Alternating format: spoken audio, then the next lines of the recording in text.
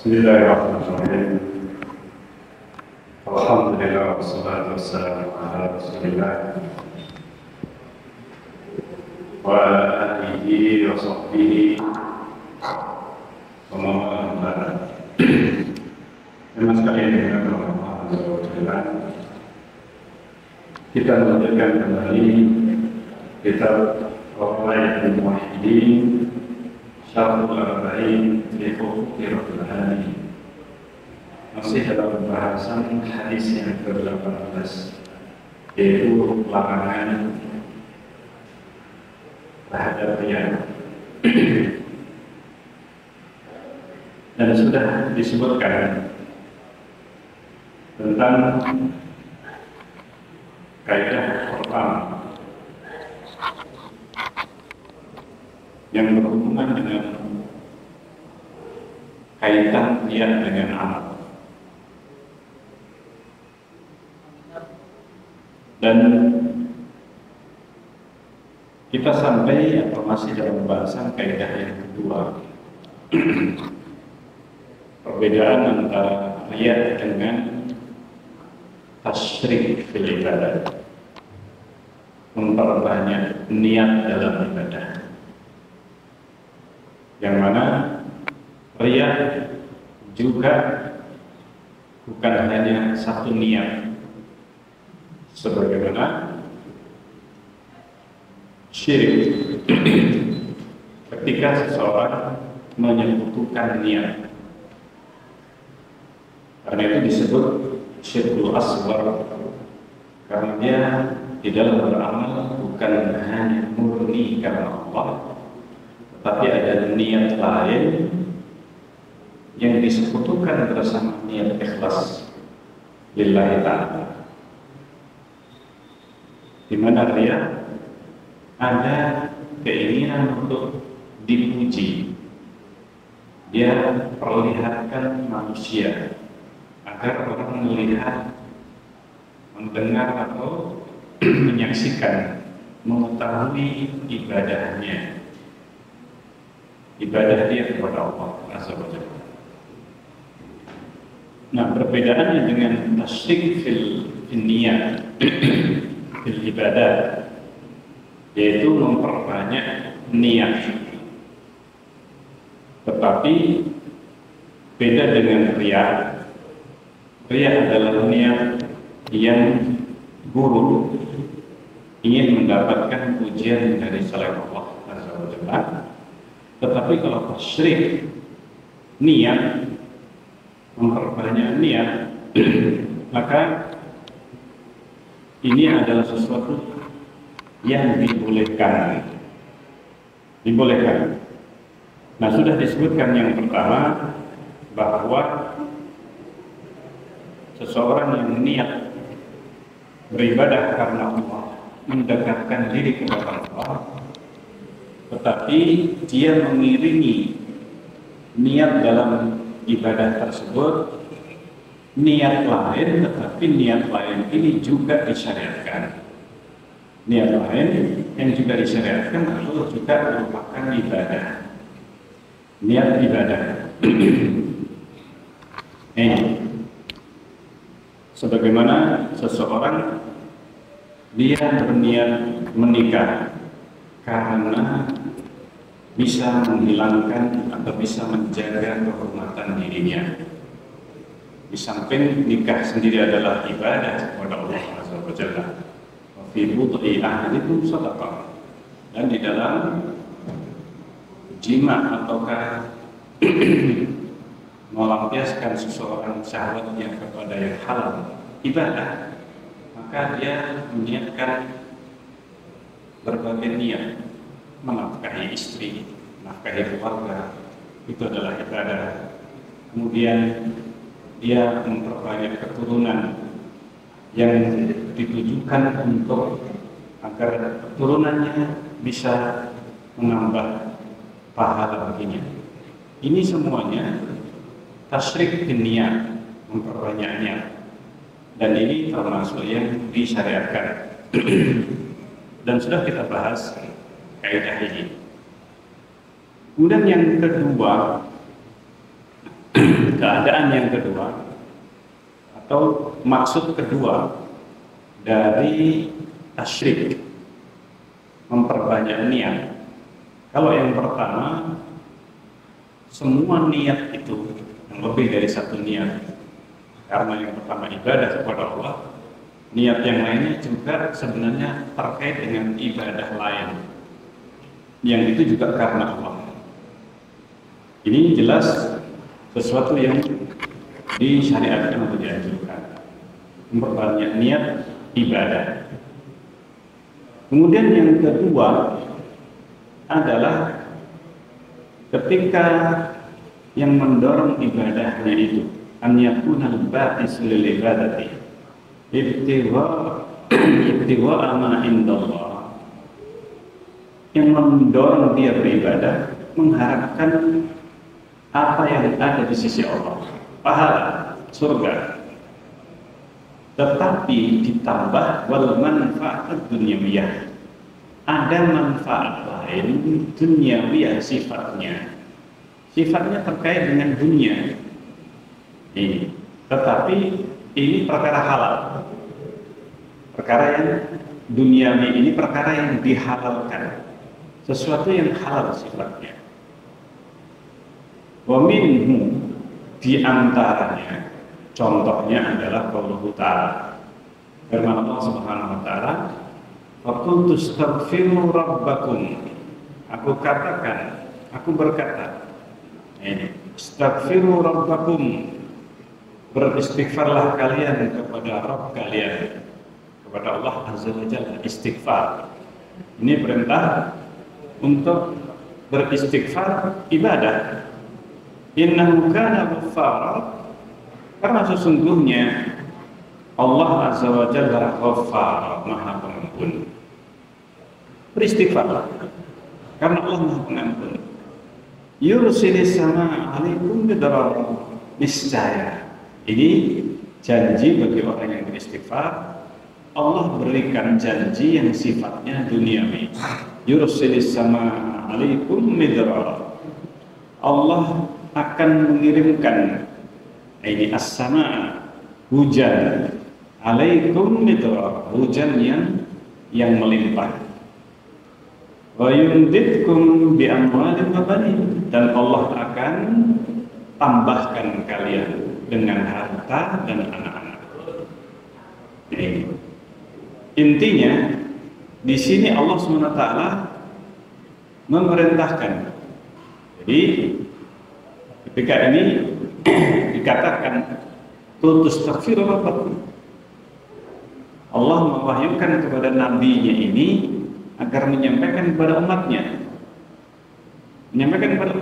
istighfarlah kepada Allah, niscaya Allah akan mengirimkan hujan, karena mereka sedang dalam kondisi paceklik. Maka oleh Allah perintahkanlah Rasulnya, nabinya, untuk menyampaikan kepada umatnya agar beristighfar, karena dengan istighfar Allah akan mengirimkan hujan, akan memberikan banyak anak kepada mereka, harta, tambahan harta. Ini perkara duniawi. Kalau seandainya itu sesuatu yang tidak dibolehkan, untuk mengharapkan masalah duniawi ini, tentu Allah tidak akan memerintahkan nabinya untuk menyampaikan kepada umatnya yang seperti ini. Nah, justru karena adanya janji yang sifatnya duniawi Allah sampaikan di sini, maka menunjukkan bahwa mengharapkan perkara duniawi ini ketika beristighfar, yang itu adalah diperintahkan, maka sesuatu yang dibolehkan, Nah, kemudian contoh yang lainnya, wa minhum qaulu ta'ala al-haji, ada lagi contoh yang lain di dalam haji. Laisa 'alaikum junahun an tabtaghu fadlan min rabbikum, tidak mengapa bagi kalian, la junaha 'alaikum, ketika kalian itu mengharapkan karunia dari Rabb kalian. Ini kalimat ini mengharapkan karunia maksudnya bekerja, berbisnis, berdagang untuk mencari nafkah. Ini seorang boleh ketika berangkat haji dia juga sambil berdagang, melakukan perjalanan haji, boleh dia bawa dagangan. Dia boleh bawa dagangan, baik itu dia atau berniat belanja, dia membawa hartanya untuk kulaan atau untuk menjual, barang. Nah, ini adalah sesuatu yang dibolehkan, jelas di dalam Al-Quran. Ini contoh yang kedua. Kemudian yang ketiga, wa adzim fin nasi bil hajji ya'tuka rijalan wa 'ala kulli dhamir ya'tina min kulli fajjin amik. Izinkan, umumkan kepada manusia untuk apa? Haji, ibadah haji. Niscaya ya'tuka rijalan, mereka akan datang kepadamu berjalan kaki ataukah ala kulli dhamir, atau yang mempunyai kaki atau sepatu binatang, ala kulli dhamir. Ya'tina min kulli fajjin amik, yang datang dari berbagai penjuru yang jauh. Nah, ini ayat yang disebutkan oleh Allah Azza wa Jalla, di mana Allah menyebutkan perkara ibadah ini urusan lain yang itu sifatnya duniawi yang dibolehkan untuk diharapkan dalam perjalanan haji, perjalanan atau umroh dan sebagainya. Hakal Qarafi ijma'. Qarafi menukil adanya ijma' kesepakatan ala sihhati tasyriki fil haji, untuk memperbanyak niat, baik itu niat ukhrawi atau yang sifatnya mengharapkan pahala selain dari ibadah haji. Misalnya dia membawa hadyu atau harta yang lebih, dia pengen sekaligus bersedekah, atau dia ingin membeli hadyu bukan hanya 1 ekor kambing, dia membeli lebih dengan niat dia bersedekah. Nah, ini niat yang baik gitu. Sehingga tasyrik ataukah dalam perkara duniawi seperti dia membawa dagangan atau membawa harta untuk kulaan, bawa harta lebih banyak untuk bawa dagangan untuk dijual, maka ini tidak mengapa. Wa min adillati jawazi tasyrik, dan di antara dalil bolehnya tasyrik, bolehnya memperbanyak niat, baik niat sifatnya ukhrawi juga ibadah, mengharapkan atau niatnya ibadah lain selain ibadah haji. Misalkan sekaligus ziarah ke Masjid Nabawi, ziarah ke Masjid Nabawi dalam satu rangkaian ibadah. Mumpung perjalanannya ke Mekah jauh jaraknya, ini sekaligus ke Madinah atau sekaligus ke Masjidil Aqsa dalam satu perjalanan. Nah, atau yang lainnya, niat-niat yang itu sifatnya ibadah kepada Allah SWT. Niatnya ibadah. Niatnya belajar, menuntut ilmu. Nah, ini dibolehkan. Nah, di antara dalilnya Marawahu Muslimun an Abdullah bin Amr bin As, diriwayatkan oleh Muslim dari Abdullah bin Amr bin As radhiyallahu anhuma, anna Rasulullah sallallahu alaihi wasallam qala, bahwa Rasulullah sallallahu alaihi wasallam beliau bersabda, "Ma min ghaziyatin, tidaklah ada seorang yang berperang fisabilillah, di jalan Allah, berjihad, fayusibun, lalu mereka mendapatkan ghanimah atau menginginkan, ketika dia berangkat jihad itu dia menginginkan apa? Ghanimah. Niatnya sejak dari rumah dia niatnya pengennya ghanimah. Di samping ibadah jihad, di samping ibadah apa? Jihad. Kalau jihad ya mati, saya pengen mati syahid. Niatnya karena Allah. tapi kalau menang saya dapat ghanimah. Saya dapat apa? Ghanimah. Sudah diniatkan sejak awal dalam perjalanannya. Illa ta'ajjalu sulusai ajrihim, melainkan dia sebenarnya sudah tergesa-gesa untuk mendapatkan 2/3 ganjaran ajrihim minal akhirah, di akhiratnya. Artinya dia pengen segera mendapatkan ganjaran yang seandainya dia itu tidak meniatkan sejak awal di dunia, dia akan mendapatkan penuh di akhirat ganjaran jihadnya.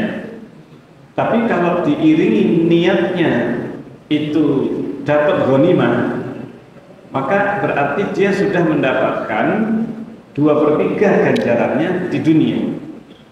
Jadi 2/3 ini yang termasuk ghanimahnya ini sebenarnya pahala yang dia pengen segera dapatkan di dunia. Kalau dia niatnya pergi berangkat jihad untuk dapat ghanimah, di samping ibadah. Kalau saya mati syahid. Memang ada niat ibadah di sini. Pengennya mati syahid. Menang mulia, tapi ada niatan pengen apa? Ghanimahnya. Maka dia mendapatkan 2/3 ganjarannya yang seharusnya dia dapatkan di akhirat. Maka 2/3-nya dia sudah dapatkan. Wayat qalahu sulus. Tinggal 1/3-nya nanti dia akan raih di akhirat. 1/3 pahalanya dia akan dapatkan di akhirat. Wa in lam yusibu ghanimatan tamma lahum ajruhum. Kalau mereka tidak mendapatkan ghanimah, misalkan kalah tapi dia nggak mati, mati, maka dia mendapatkan sempurna pahalanya nanti di sisi Allah Azza wa Jalla. Nah ini yang disebutkan tentang seseorang yang dia menginginkan ghanimah atau dia mendapatkan ghanimah, maka dia sudah mendapatkan pahalanya. Tinggal 1/3-nya nanti dia dapatkan di akhirat. Kalau nggak dapat ghanimah, kalau dia meninggal mati syahid. Tapi kalau nggak mati, misalkan kalah, kalau kalah nggak dapat ghanimah, maka dia dapat pahala utuh. Pahala apa? Pahala utuh. Nah ini menunjukkan adanya kebolehan untuk menginginkan ghanimah apabila niatnya memang ibadah, tapi ada diiringi dengan yang lainnya. Diiringi dengan yang lain. Dan ini bukan riya. Berbeda dengan riya yang tujuannya ujian manusia. Kemudian disebutkan minhum rawahu Bukhari. Diriwayatkan oleh Imam Bukhari wa Muslimun min hadits Anas, dari hadis Anas radhiyallahu anhum, man ahabba an yubsata lahu fi rizqi. Barang siapa yang ingin, suka atau ingin untuk yubsata lahu fi rizqihi, dilapangkan rezekinya. Siapa yang tidak pengen rezekinya dia dilapangkan. Wa yunsa'ahu fi athari, dan dipanjangkan umurnya. Fal yasir rahimah, hendaknya dia menyambung tali silaturahim. Menyambung tali rahim. Nah ini ketika Rasulullah menyebutkan barang siapa yang ingin begini, ingin begitu, dari perkara yang sifatnya adalah duniawiyah, rezekinya dilonggarkan, dilapangkan, dipanjangkan umurnya, maka nyambung tali silaturahim. Masya Allah. Wa minhu, diantaranya tazwij Rasulullah menikahkan ar-rajul al-mar'ata, menikahkan ar-rajula al-mar'ata, seorang laki-laki dinikahkan oleh Rasulullah dengan seorang wanita, ala an yu'allimaha ma'ahu min kitabillah, untuk atau dengan maharnya ngajari kitabillah, mengajarkan kepadanya surat Al-Quran, min kitabillah, sebagian surat yang ada dalam Al-Quran. Maka ini mahar si wanita tersebut adalah apa yang disebutkan di sini, ngajari Al-Quran. Nah, Nah, wanitanya juga mau, akhirnya juga mau. Sehingga kesediaan wanita ini maharnya meskipun bukan berupa harta, tapi berupa apa? Pengajaran. Nah ini, karena fi hadis Sa'ad bin Sa'ad muttafaq alaih, sebagaimana disebutkan dalam hadis Sa'ad bin Sa'ad yang disepakati oleh Bukhari Muslim. Fajaizun, ini semuanya boleh.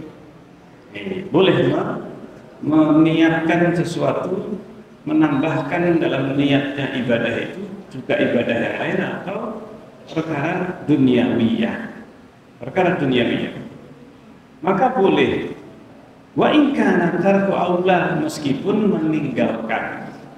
Maksudnya tidak meniatkan sama sekali urusan dunia, hanya ibadah saja pengennya, jihad saja pengennya mati syahid. Kalaupun menang dia tidaklah mengharapkan ghanimah, nggak ada keinginan dia dapat ghanimah, meskipun dia dapat. Maka disebutkan meninggalkan niat duniawiyah ini itu lebih baik. Boleh, tapi lebih baik tidak dia niatkan atau tidak dia iringi dengan perkara duniawi ini. Maka itu lebih afdal, lebih murni karena Allah Azza wa Jalla ibadah. Seperti yang dilakukan oleh Rasulullah SAW ketika berangkat haji, tidak ada niatan dagang. Sebagian sahabat ada yang mereka niat dagang karena dalam umrah dibolehkan, jelas nggak apa-apa. Tapi Rasulullah berangkat bersama banyak mayoritas sahabat, nggak ada niatan kecuali haji. Tidak ada niatan berdagang atau yang lainnya. Niatnya berangkat haji hanya ibadah saja, murni. Ini dilakukan Rasulullah SAW dan para sahabat. Mayoritas para sahabat niatnya ibadah haji saja, murni karena Allah, tidak diiringi dengan niat dagang sama sekali. Sebagaimana sebagian sahabat, sebagian kecil yang berdagang ketika berangkat haji. Dan itu tidak mengapa, tetapi yang lebih afdal tidak diiringi dengan niat. Artinya murni lebih baik, murni ibadah, nggak usah dagang, murni ibadah kepada Allah. Maka ini lebih baik. Ini lebih afdal. Maka disebutkan di sini min hadis lima rawa Muslim, berdasarkan hadis riwayat Muslim Abdullah bin Amr bin As bahwa Rasulullah SAW beliau bersabda, innal huzata idza ghanimu, sungguhnya orang yang huza, orang yang berperang apabila mengharapkan atau menginginkan ghanimah, fabihada yang usul ajru. Nah itu, dengan dia mengharapkan ghanimah maka akan mengurangi pahala. Tadi cuma sisa sepertiga saja pahalanya. Seandainya dia nggak dapat ghanimah karena kalah misalnya, maka dia akan dapat pahala jihad sempurna, pahala jihadnya sempurna. Maka disebutkan dalam hadis ini, innal huzata idza ghanimu, sungguhnya orang yang ikut serta dalam jihad, kalau mendapatkan ghanimah maka dia sudah menyegerakan 2/3 dari apa? Pahala. Sisa 1/3 nanti di akhirat Allah berikan. Allah berikan dia. Tapi hal yang usul ajr wa laqad tasyik. Nah, berkurangnya pahala sesuai dengan kadar tasyrik, kadar keinginan lain ini, keinginan lain ukhrawi atau duniawi, yang dimaksudkan adalah dunia di sini. Apabila itu sedikit, maka berkurangnya sedikit. Tapi kalau tujuan duniawinya besar, maka juga apa? Juga besar. Ini ala qadri tasyrik, berkurangnya pahala sesuai dengan kadar dia itu menduakan niatnya. Sejauh mana dia menduakan? Kalau dominan, maka ya dominan, hilangnya dominan, mayoritas pahalanya hilang. Kalau niatnya berdagang lebih besar daripada beribadah, dia dapat ibadahnya tapi kecil pahalanya, karena mayoritas keinginannya adalah berdagang. Meskipun sedikit ada ibadah haji, beribadah kepada Allah. Kalau seorang mukmin maka mesti akan ada niat ibadah ini kepada Allah. Meskipun mungkin lebih dominan riaknya, atau lebih bukan riaknya tetapi maksud dari duniawi yang halal. Nah kemudian fabihada yanqusu al-ajra laqad at-tashrik nasu ala dzalika al-Qarafi, dan ini disebutkan oleh Al-Qarafi wa Syatibi dan Imam Syatibi rahimahullah taala. Aman kharaja la yuridu ila al-ajra, adapun orang yang keluar tidak ada keinginan kecuali hanya pengen pahala, niatnya murni hanya pengen pahala dari Allah, tidak ada niat dagang, niat misalkan nanti saya mau menikahi fulan di sana tinggalnya, berangkat haji atau umrah sekaligus ada wanita yang ingin dia nikahi, janjian ketemu di waktu umrah, di waktu haji dan seterusnya. Nah ini ada niatan lain tapi halal.